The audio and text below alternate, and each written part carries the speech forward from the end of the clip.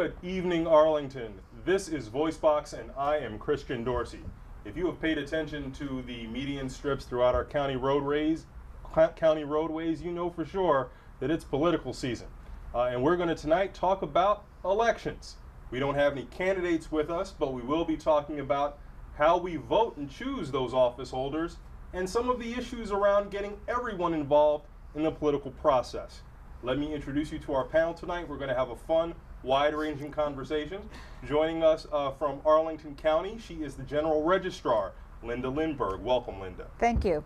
And this is Joshua Rubner, who's been a candidate for local office as well as statewide office, representing the Green Party. Joshua, welcome tonight. Thanks for having me. And from the state Green Party, also involved in the local, but co-chair of the state Green Party here in the Commonwealth of Virginia, Audrey Clement. Welcome, Audrey. And thank you so much for being on the show. All right. Linda, I want to start with you because as the General Registrar, you're responsible, good and bad, for everything that goes on with elections in Arlington County. I wouldn't say everything. Okay, well, mostly everything. Everything from a technical standpoint. Exactly. And that's where I want to start off. Okay. Technically, we've got some technology that really typifies how we elect people on election day. We've had electronic voting through the laptop type machines that we've had for a while, and over the last couple of years we've introduced electronic poll books. For our viewers, help them become comfortable with this technology, because for many people the concept of paper ballots or something where there was a click and a register is very familiar to them, and now everything is done within the touch of a screen and it's just vanished almost instantaneously. How should people know that this process is secure and safe? Well, actually today and yesterday we've spent a great deal of time validating all of our voting equipment for the election. And we test it thoroughly. We make sure that every single voting machine that goes out to the polls on election day is programmed properly with the correct ballot. If there are any issues, we can resolve it right away. This is something that the Electoral Board and staff members do. And we also run them through what we call a logic and accuracy test, where we test every single, we have like a sample ballot that we run on every machine, so that we have an expected outcome. And we verify that we get that expected outcome from each of these sample ballots. And we run the test over and over again, because humans are running these tests, right? So they could touch the screens wrong and make the wrong selection. But we make sure that in the end we're satisfied that everything is working properly. And then, you know, there's a fear of hacking of voting machines. They're not connected to the internet. They're not connected to any kind of network. They're standalone individual systems, individual data systems, data recording systems, as you will. So we also seal these machines, and the people who work at the polls on election day further validate that no votes have been cast, and they are the ones who validate that we have one vote for every individual who comes into the polls on election day. The electronic poll books, on the other hand, are a real boon to Arlington County. Remember how you used to have to flip through, the poll workers used to have to flip through the big rolls of paper to try to find voters' names, and you'd have an A through K line and you'd have an L through Z line, and then we'd get complaints that the A through K line is longer than the L through Z line. Poll books electronically, which are connected to each other within the polling place, have solved that issue, because we're able now to have any voter go to any check-in station, and we're able to look them up very quickly, and it truly facilitates the process on election day. I don't think people should be afraid of technology, but I understand how voters feel, not just with electronic voting machines, but any type of voting machines. You don't do it that often. So you get a little nervous. We had an elderly lady come into our office now twice already this year, because every time she goes to the polls, she gets nervous and she has to have somebody help her with the voting machine. Well, she was determined that she was going to do it on her own this year. So she's come into our office twice and practiced, and we offer that opportunity for all of our voters. That's a service available to everyone. If you suffer from performance anxiety when you get into the voting booth, check out the registrar's office, and you can practice for states that really don't count. Now listen, in full disclosure, once or twice a year, I actually work for Linda He does. on election day, coming out to serve as a poll worker. Not that that really means anything for this conversation, but I am a little bit familiar with this technology.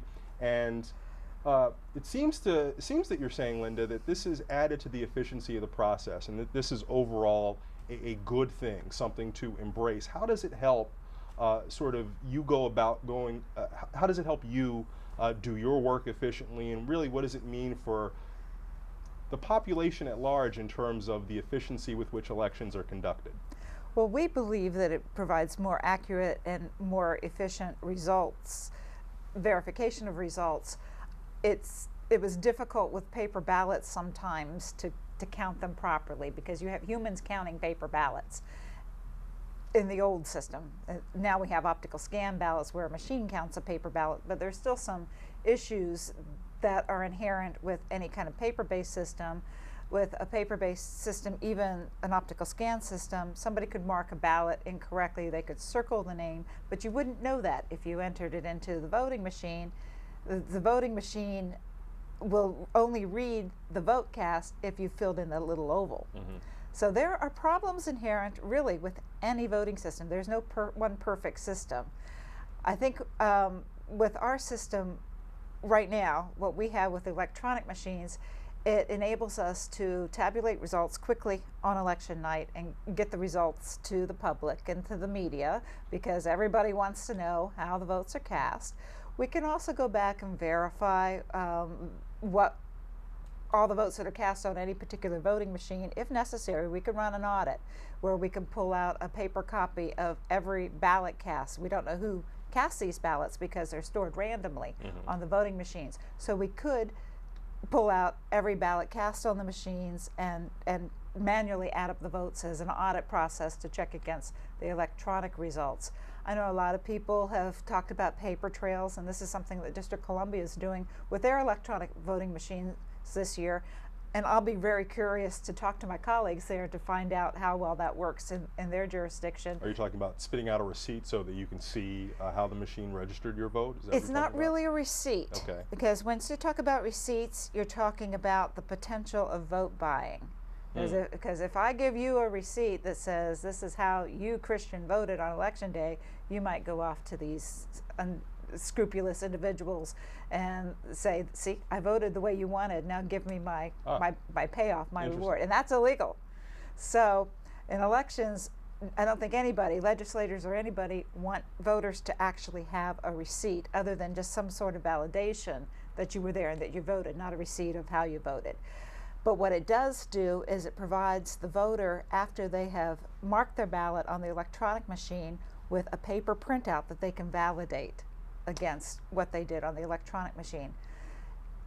In some ways, it's just sort of a placebo because it's all coming from the same data source, but it seems to satisfy a lot of individuals who want that paper validation. Okay.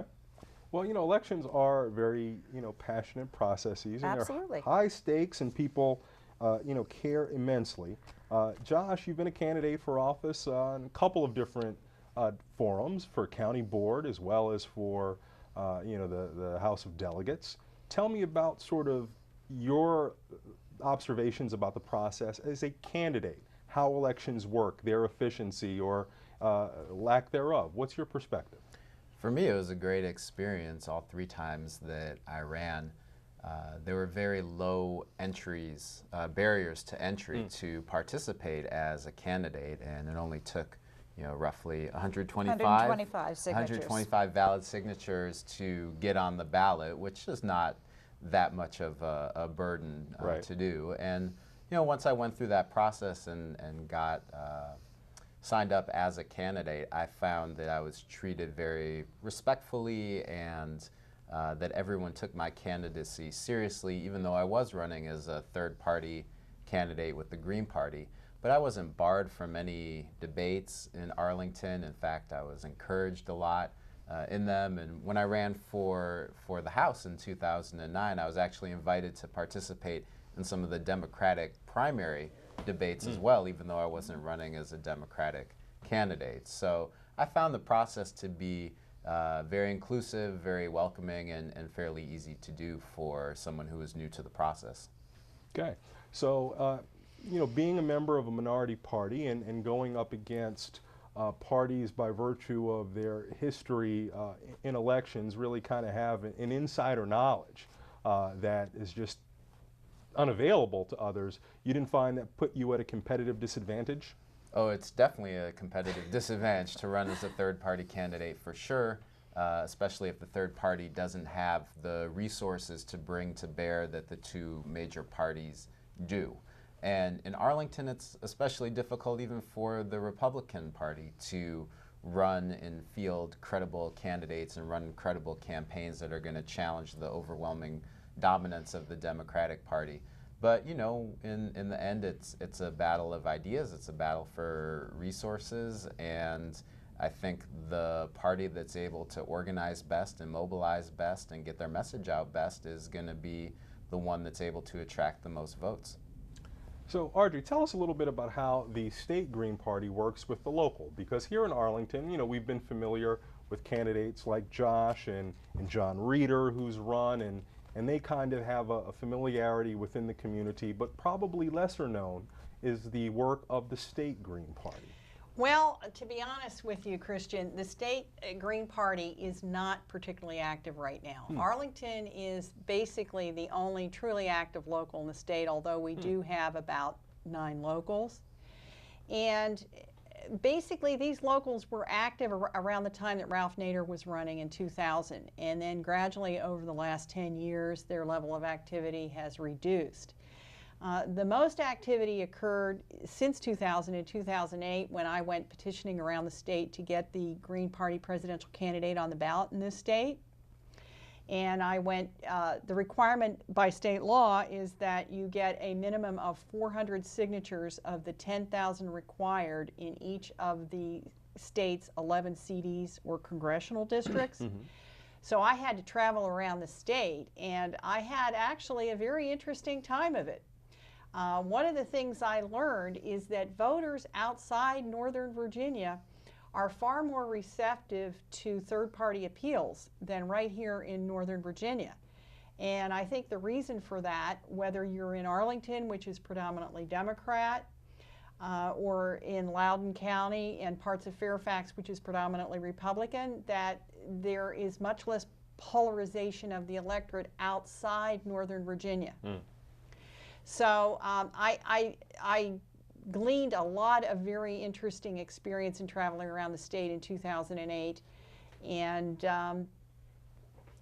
I would also want to comment that the state law requirement to get presidential candidates on the ballot, or statewide candidates of any type on the ballot, is very steep and biased against third party. The requirement is 10,000 valid signatures, and you generally have to get several thousand beyond that to get on the ballot, which we did.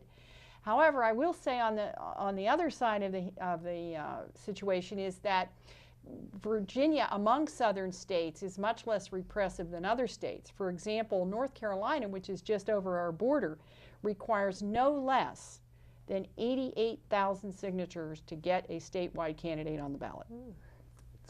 Now, I would ask any person of a reasonable persuasion, Republican or Democrat, to tell me that that's reasonable.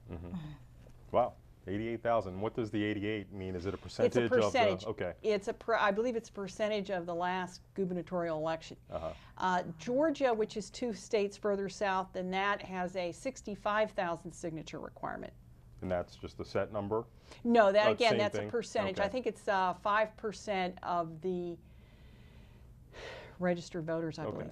So it's a pretty huge target that's going to move depending on, you know, voter turnout. So I imagine from 2008, where turnout was pretty high across the country, that bar got considerably steeper for third-party candidates that is to try correct. and climb. Interesting. So, you know, this whole idea about, you know, parties that are minority parties, and, you know, that can change from time to time. It wasn't always that Arlington was a hegemonic Democratic community. There have been independent candidates, what it was ostensibly a third party, Arlingtonians, Arlington for a Better County, that was really active and in some ways dominant in local politics. So the historical roadmap is there for Arlington to really embrace something beyond the traditional DR model. Does the past give you two any hope that perhaps the Green Party could be a modern day version of some of those previous examples? I think so, absolutely. When the Green Party, for example, in 2008 put a referendum question on the ballot to establish a housing authority in Arlington County, we were able to win 33% of the vote, despite the fact that both the Democratic and Republican parties campaigned very strongly against it, and the county manager was putting out what we thought to be illegal propaganda against the initiative. So that, to me, says that there is a large part of the electorate that doesn't necessarily buy into the leadership vision that's been put out by our elected officials, and that are looking for alternative policies to the dominant ones that we have. And on the flip side, when it comes down, when the rubber meets the road in contests where you've had candidates participating, 30% is a threshold that I think the Green Party has met a few times. It's pretty much been the ceiling on how far you're able to get when the general electorate comes out to vote. What do you say to the Arlingtonian who says, look, why should I really be concerned about their ability to have access to debates and promote their message when they represent such a small portion of thought in the county? Well, I would like to correct your observation. John Reeder, who was our candidate for county board 2 years ago, got 23% of the vote in that election. Last year, his percent of the vote was up to 32%. So it's not necessarily true that we've reached a plateau. Now, it is also true that John Reeder put much more effort in last year's campaign, and there may be a plateau reached by his own energy level if he cannot sustain the effort in future years. But the other factor to consider is the electorate itself. The electorate itself has to perceive a need for a change, and the Green Party believes that it's on an upswing because polls over the years, over the decades, have indicated that the American people are interested in environmental preservation. They may not be willing to devote the amount of energy that your typical Green Party member might want to devote to that cause, but they are sympathetic to it. Unlike other third parties at the outset of the 20th century who were largely socialist in nature, there have been questions about a socialist program in the Western world for many, many years. And that same reservation does not apply to environmental issues. Most people, certainly after the BP disaster, realize that our nation needs to be on another course with respect to the environment. Okay. I want to shift gears a little bit and go back to something that Josh, you sparked in terms of thought. Overall, you were pretty positive about the process of running and the ways in which campaigns were conducted and the whole political process. But I'm constantly aware that people have complaints after elections. Certainly, the prime example is 2000 and all that entailed. But even as recently as 2 years ago, there were complaints from all sides about quote-unquote dirty tricks when people were registering to vote. As we got close to election days, people being given or receiving phone calls advising them of changes in polling places or consequences if they actually went out to vote. Linda, I'm just curious from your role. We didn't do it. Of course. But you're in some ways responsible for dealing with some of the fallout from some of these issues. Oh, definitely, because we're the first point of contact that a voter will go to when these sorts of things happen. Yes, there have been some complaints of those natures that you mentioned, and I think some of it has been addressed by the General Assembly in ensuing sessions, such as dealing with what we call third-party registrations, which are organizations that are conducting voter registration drives that are independent of a governmental agency such as ours. To some extent, we can't control them, but more stringent laws have been put in place with penalties if they fail to deliver applications to us in a timely manner, for example. If they withhold them because they think they come from a group that they don't want to vote. And that was, there were some of the allegations, not so much in Virginia in 2008, but certainly in a number of other states. I think in Virginia, it's a little bit more difficult because in Virginia, we don't register by political party. Right. And I think a lot of those allegations came from states where they do register by party, and the complaints were X group is holding Y party's applications and not submitting them to the registrar's office.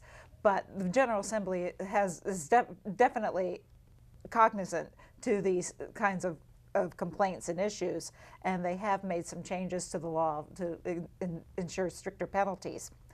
And in regards to the phone calls, I think there have also been some legislation that would address penalties for deceptive telephone calls. Do you think we're at a point where we're doing it as well as we possibly can in light of technology and everything else, and making it possible for people to register to vote and change addresses and, you know, move as they do from county to county and state to state easily and have their whole voting history follow accordingly? Do you think there's room for improvement there, or is it working about as well as it could? In a word, no. I don't think we're anywhere near where we could be. And this is the whole idea behind the voter modernization projects that a number of national groups have been studying.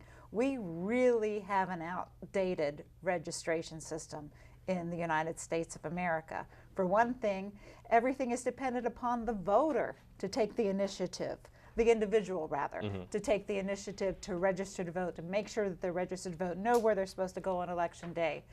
But there are many other countries where people are automatically registered at the point that they become eligible. They're part of the rolls immediately when they become 18, provided they don't have any other restrictions like felonies and the like. That, to me, seems to be a better system. Another thing that we do is we do so much on paper. And we deal with so much paper, pieces of paper going back and forth and state to state. We also need better interconnectivity between states. We have a real problem when somebody registers to vote. They're supposed to tell us if they're registered in another state, and then we're supposed to take that information, send it to the other state, who's then supposed to delete them from the rolls. That's a lot of supposed tos. And somewhere along the line, something's going to fail, and it does. This is why you see instances and allegations of people being registered in more than one location, because the system has failed them, basically, even if they've done it right, which they don't always do. And just as a minor technical point, then I'm going to move on and hear what Audrey and Josh have to say about this. But is it true that if you are, you know, technically being registered in two states at the same time is more common than we would think, but Yes. you as a voter have not done anything wrong unless you actively try to vote? That's correct. Okay. It's not illegal to be registered in more than one location. It is illegal to vote in more than one state. Okay, so hear that, Arlingtonians. This is a very transient community. We want to make sure we set the record straight for everyone. What about you, Josh and Audrey? Do you think the way we go about registering people to vote is an efficient process? I mean, certainly when it comes to a third party, a big part of the game plan always is to bring more people to the table, right? Absolutely, and from my perspective, the biggest problem with voter registration in the state of Virginia is the fact that we have an incredibly regressive system when it comes to people who have spent time in prison getting their voting rights back. It's bad enough that people get stripped of their democratic rights while they're serving time, but the fact that it's almost impossible for people who have served time and supposedly paid their debt to society to be reintegrated into the democratic process, you know, is truly outrageous, I think. And the fact that it specifically targets and disenfranchises poor people and people of color disproportionately, I think is a deliberate scheme to keep state politics the way that it is, backwards, regressive, very conservative, very reactionary on the state level. So my biggest complaint about it is the fact that it's almost impossible for former felons to get their voting rights back. And certainly the Commonwealth, many states, particularly in the South, have been criticized for the way they go about doing this. But in fact, recently, Bob McDonnell's been making news because he's actually accelerated the rate at which ex-felons have been had their voting rights restored. Any comments on that? Are you pleased with what the governor's done, or do you see that there's work that still needs to be done? Well, I think the whole system should be overhauled. People shouldn't have to apply to get their voting rights back. They should automatically get them back. Okay.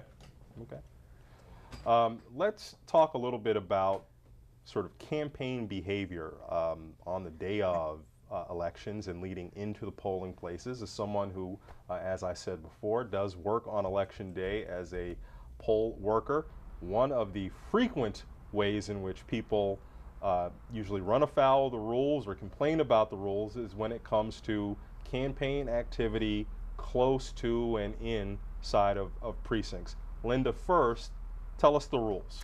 The law says that no electioneering or campaigning can take place within 40 feet from the entrance to the polling place. Doesn't matter whether the voting room is deep inside a school in the middle of a gym, it's the entrance to the building. So the poll workers should assist in making sure that the people who are working outside stay beyond that 40-foot boundary.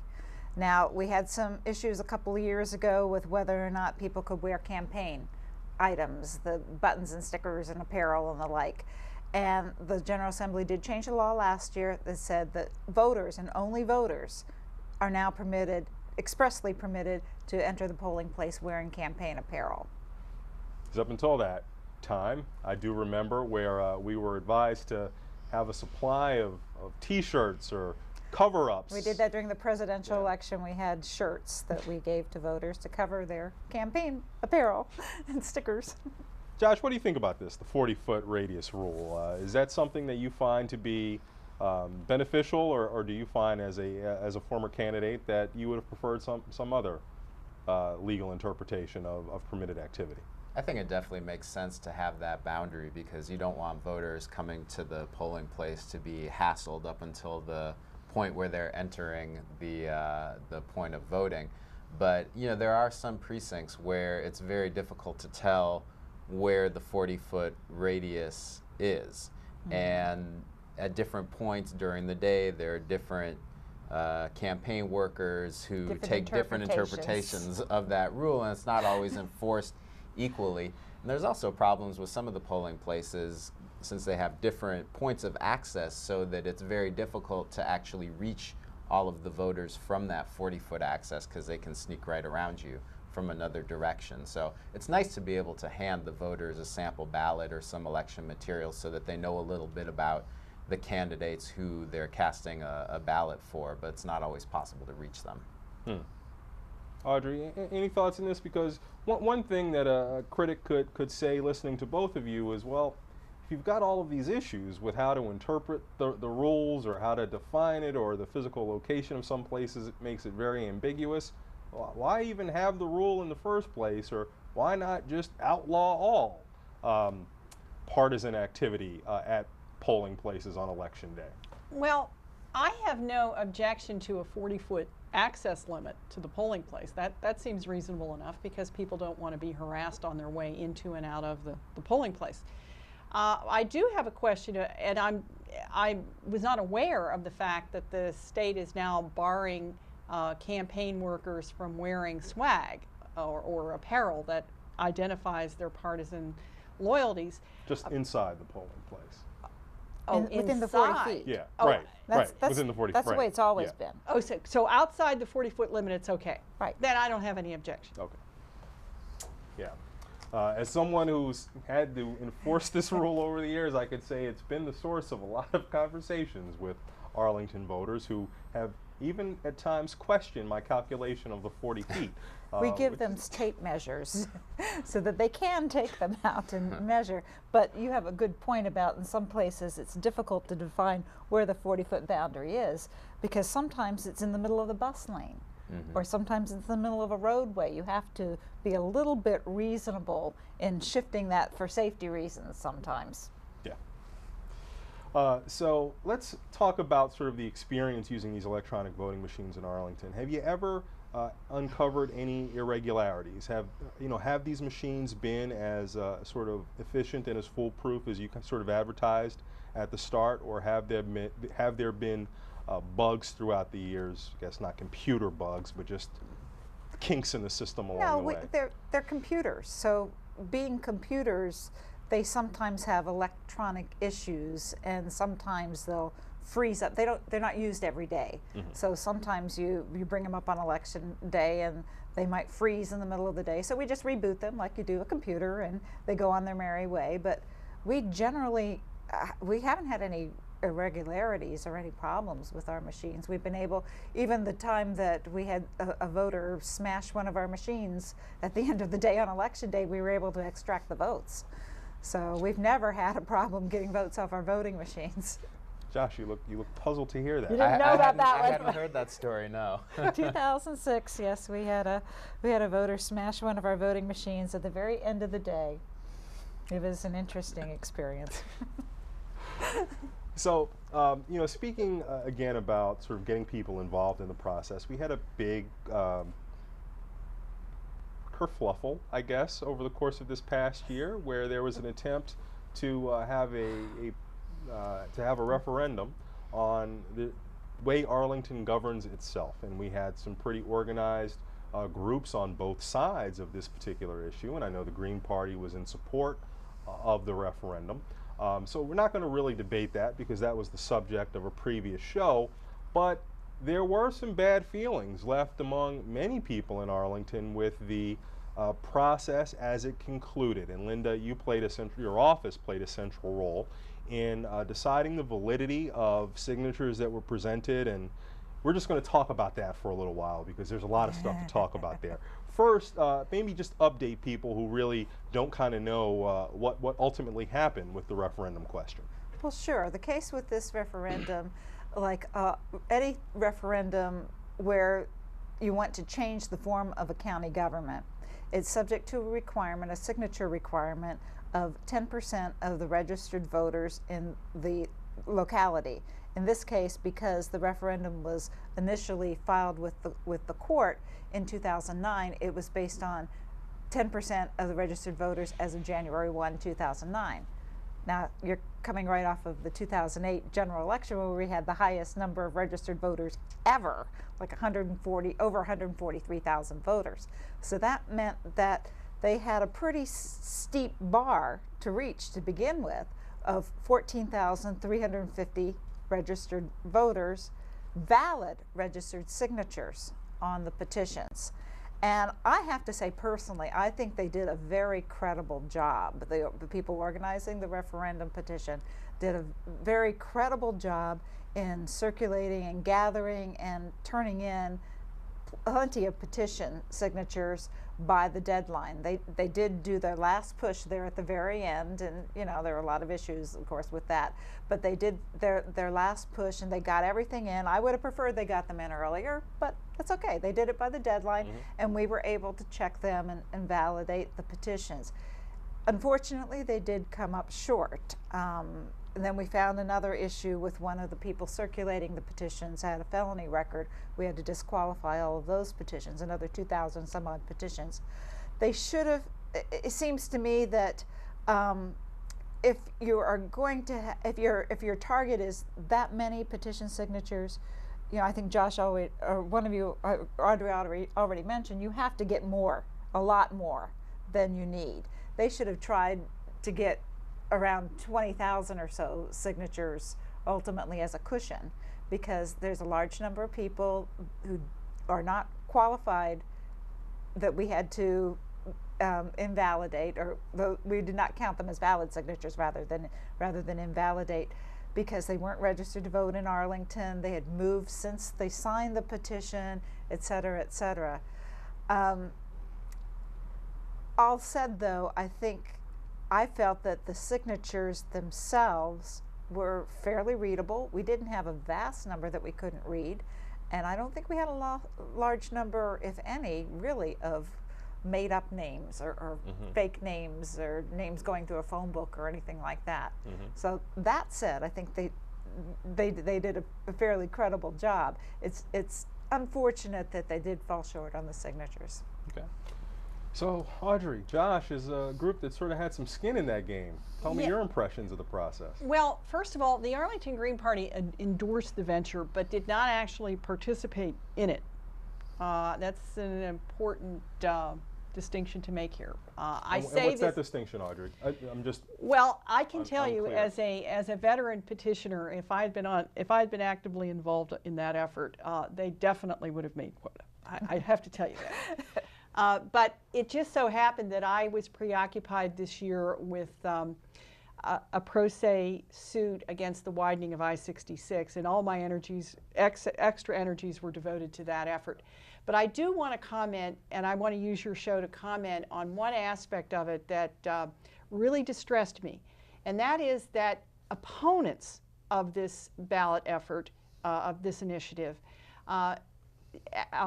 accused the leaders, or at least some of the petitioners of this effort, of they must have falsified their signatures because two of these ladies together had acquired something like 6,000 signatures. And they said this was humanly impossible, so these signatures had to have been, or at least some of these signatures had to have been no good. Now, I tried to respond back on a blog, and of course my comments were never published, that this is absolutely not true. Because in 2008, I actually personally acquired 6,400 signatures for the Green Party presidential candidate. I did it individually, so I know it can be done. Now, I don't recommend that people try to do it. It can have very adverse consequences on your psychological, if not your physical health. But I do want to attest to the fact that the ladies who got these signatures were not outside the bounds of what is humanly possible. Okay. Josh, any thoughts on this? I thought it was very problematic that the group that opposed the referendum was physically placing people in the way of people trying to collect signatures. And I saw this done on multiple occasions at the Columbia Pike Farmers Market, for example, where very aggressive members of the opposition would literally step in front of the petition signature and then, get them sidetracked, get them unable to physically collect the signatures. And for people to oppose the referendum, that's fine. That's their democratic right.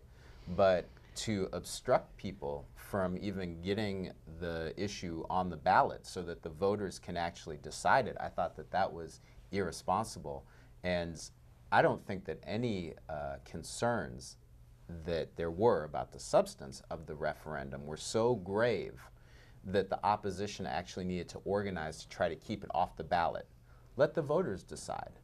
Bring it to the voters and let them vote, and make your best arguments as to why they should vote no. But trying to keep the question off the ballot in the first place, I don't think is legitimate. Well, let me ask you all, because Linda, you brought up a couple of sort of particular elements of what went wrong with some of the signatures being counted as valid, and I'm just going to play devil's advocate here.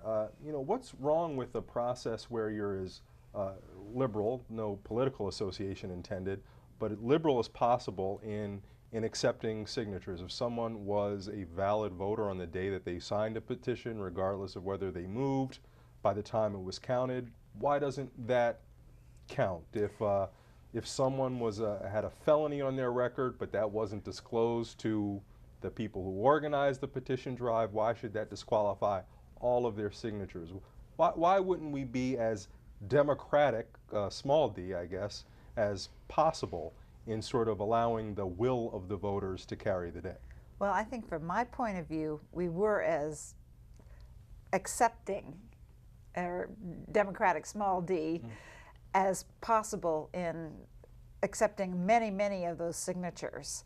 For one thing, going back to if they're registered at the time they sign, but not at the time that we check them, the law very specifically says that they must be registered both at the time that they sign the petition and at the time that the registrar validates the signature. So we're bound by the law. And though we're very flexible, we would accept people that moved within Arlington because obviously they're still eligible. We accepted names that we could barely read, but we'd find them somebody registered with a name that's very close to that at that address. We would accept that.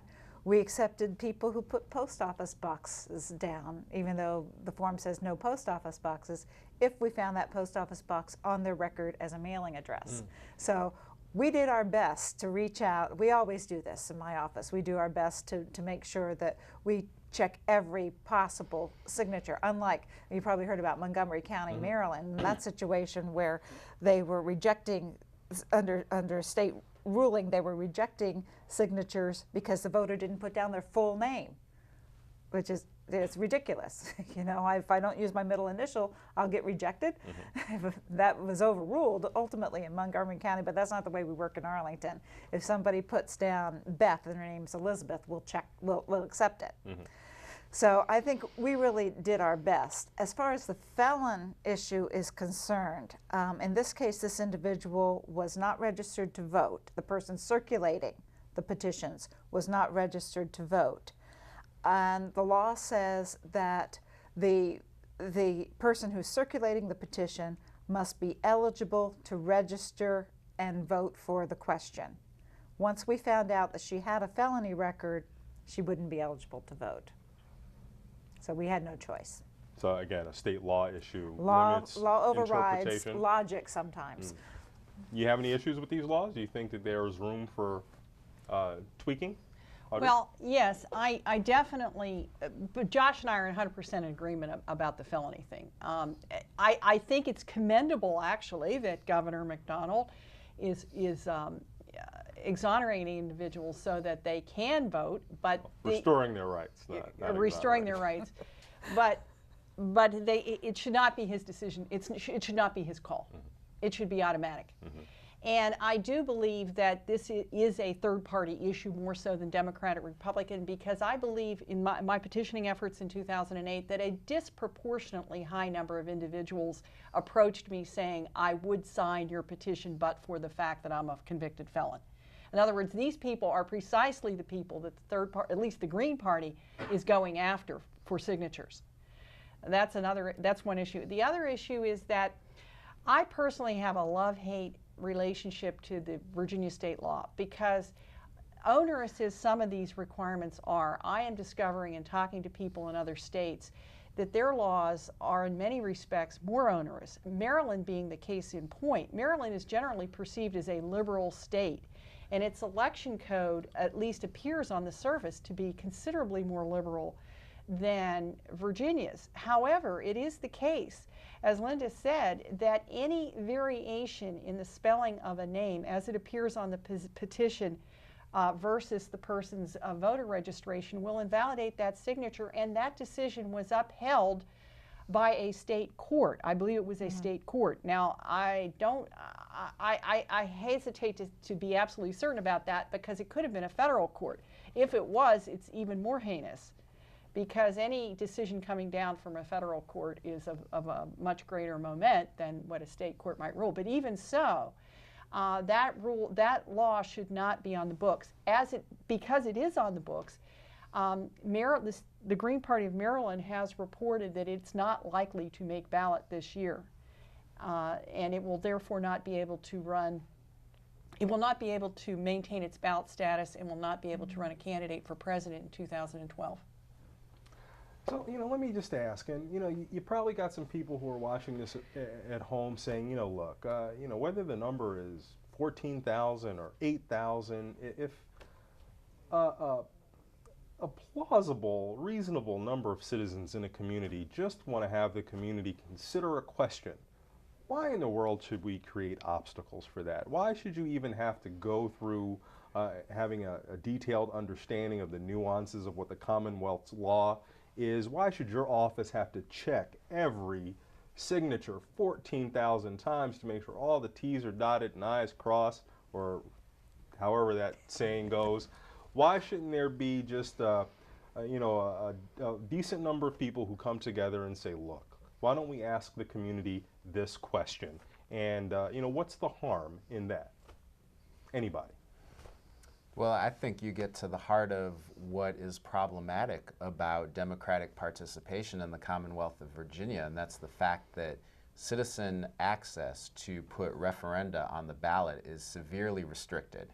it can only be done in a few occasions. Number one, to do what was attempted this year, the change of government referendum. Number two, off-track horse betting. Right. And number three, to establish a housing authority. Those are the only circumstances when citizens can initiate a referendum. And what galls me about this process is that when I was involved with putting the housing authority referendum on the ballot in 2008, that was so threatening to the powers that be. And the fact that it got 33% of the vote despite the opposition of the Democratic and Republican parties, that Delegate Bob Brink went down to Richmond the next year and got the law changed to make it incredibly onerous to get that on the agenda again. So that it can only be done now once every 5 years.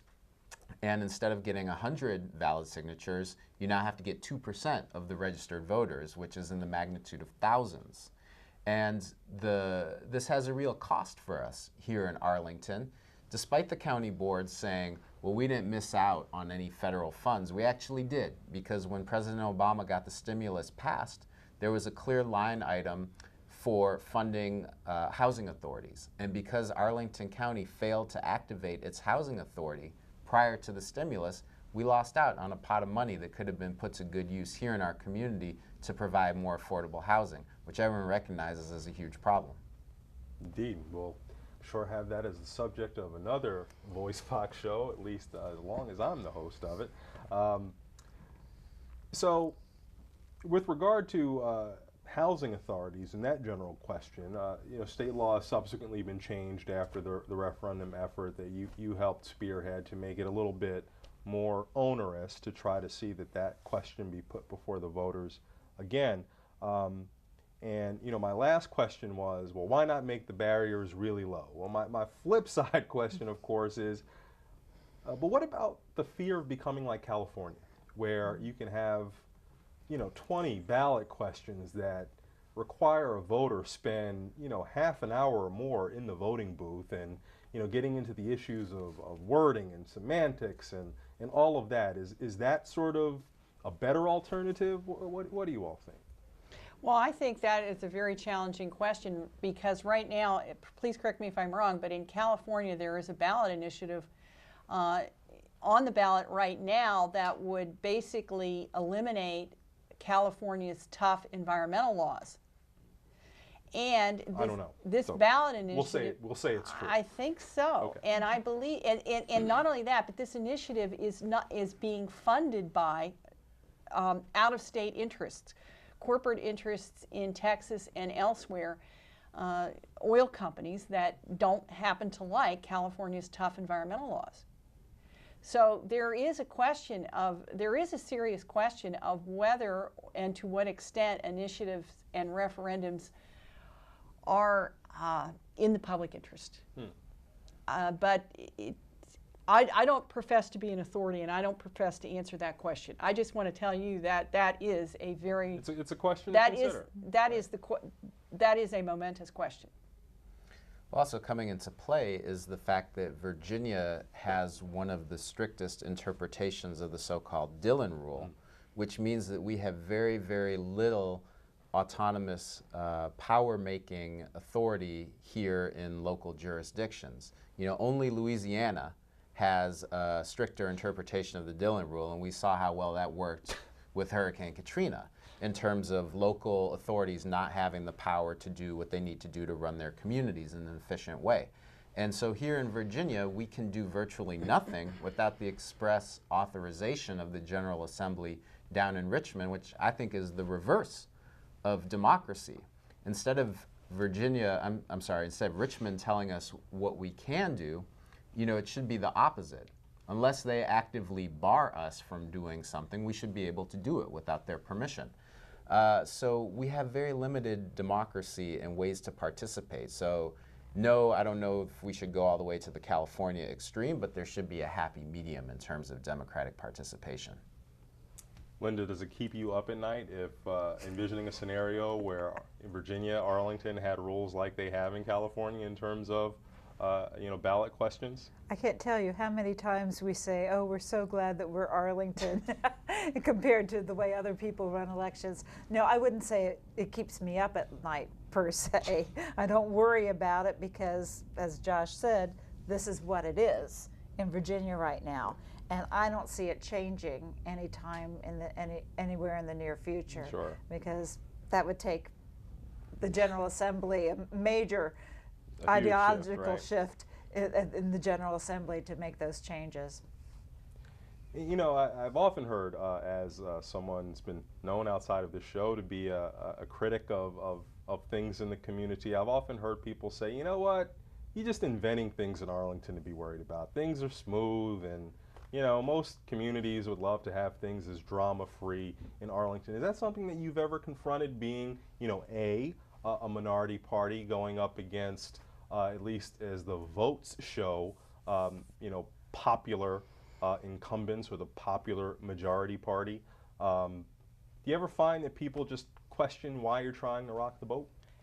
Yes, I do, but that sentiment basically reflects ignorance of what's really going on. For example, in preparing for tonight's discussion, I reviewed the Arlington Green Party's position on key questions affecting this county. And one of the issues is gentrification. Now, most people are unaware of the fact that since 2000, Arlington has lost more than half its affordable housing. Now, you might say, well, so what? I mean, I'm making a good living. Why do I care? Well, what is affordable housing? That means that you're not paying more than 30% of your income for rent. That's a national standard. Okay, so what that means is that most people who are renting, okay, are paying more than 30% of their income for rent. Now, most people who are doing that are apparently unaware that they don't have to fork over that amount of money. If we had a housing authority to put the brake on rent increases, people would be paying much less of their disposable income for rent. And you can't tell me that that's not an important issue to most of the people who live in this county. Yet they are totally oblivious and unaware of the fact that they're being essentially ripped off by developers. All right, fair enough. Affordable housing is something that you know, we talk a lot about, and we'll be sure to maybe have you either on or in the audience the next time we do a show, Audrey. Absolutely. All right. What about you, Josh? Well, you know, as the bumper sticker says, if you're not outraged, you're not paying attention.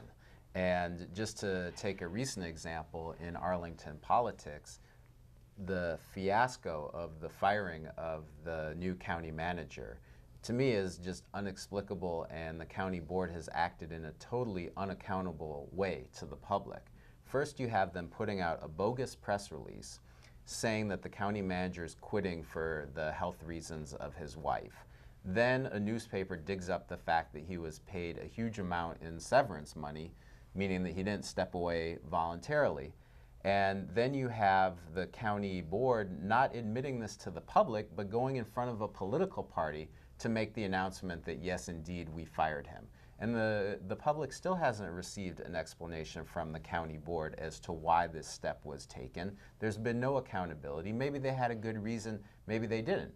Maybe he opposed the county board's gentrification plans or some of their multi-hundred-million-dollar pet projects that are vanity projects. You know, we just don't know what the case is. So I think this is bound to happen anytime you have a political system that's dominated by one party. It's just not healthy for democracy and for accountability.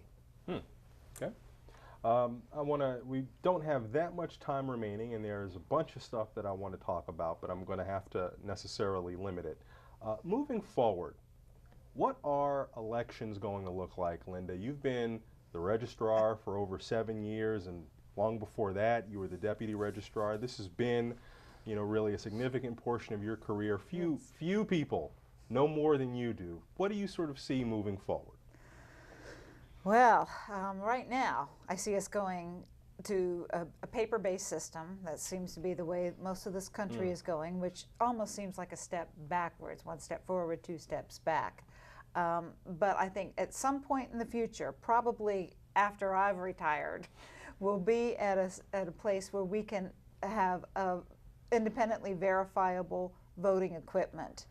It's in the future, but it just needs a lot of time to be developed. You can use either electronic or paper verification. It will happen one of these days, but I think for the next 10 years or so, we're probably going to see a system like we have now or paper-based system. How ironic as people become addicted to their smartphones and iPads that we move to paper. With elections. Josh, what do you see as the future for, in Arlington, I want to talk specifically, for divergent viewpoints, whether they be third parties or what? Having an opportunity to break through what has been a pretty consistent hold by the Democratic Party on political offices and sort of winning the day on issues like ballot questions. To be honest, I think it's really tough to break that stranglehold, and I don't necessarily see it being broken in the near future. I think that for a major shift in the electorate to take place, there would have to be some huge scandal that one of the elected officials were involved in, and so far the voters haven't been that fired up about any of these issues to translate into that kind of huge shift. And Audrey, looking sort of statewide and nationally for specifically the Green Party, you know, where do you see it going? Certainly its national prominence had maybe as its recent high water mark 2000 and Ralph Nader. Do you see it as ascendant, or do you think the Green Party has to do some work to reinvent itself? Well, I think both are true. I believe some states are doing considerably better than others. For example, the state of Illinois has ballot status. It recently acquired it in 2006. It's running a gubernatorial candidate. He's likely to get a significant percentage of the vote. Likewise, the state of Massachusetts is running a gubernatorial candidate. The state of Arkansas is running a senatorial candidate, a gubernatorial candidate, congressional candidates, and they were actually fortunate enough to have their debates they were invited to participate in televised debates, which is just unprecedented actually in the history of the United States. And it's so amazing that first I give credit to the Arkansas Green Party's coordinator, a gentleman by the name of Mark Swaney, who I helped petition to get his candidates on the ballot this year.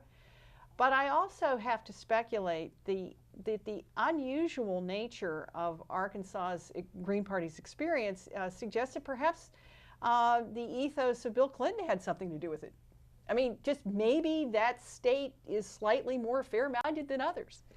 And so in that sense, it basically boils down to a question of the fair-mindedness of the leadership of the various states as to what progress the Green Party will make in the future.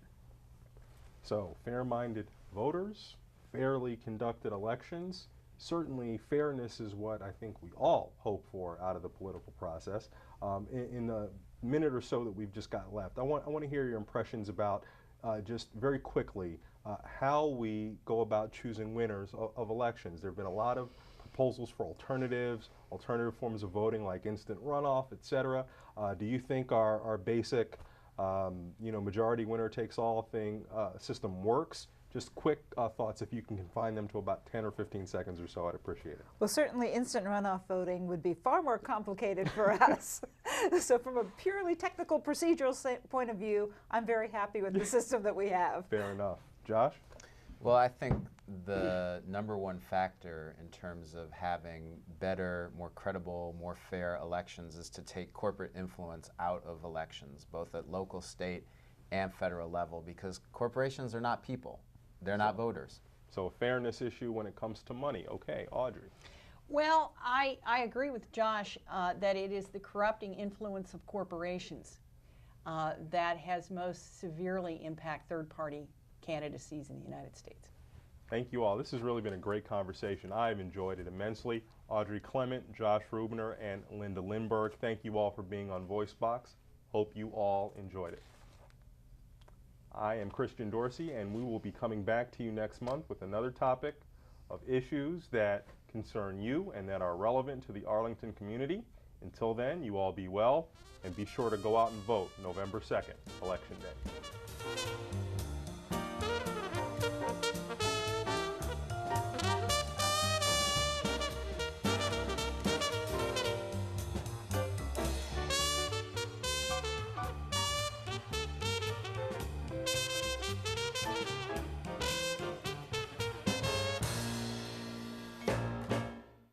Good evening, Arlington.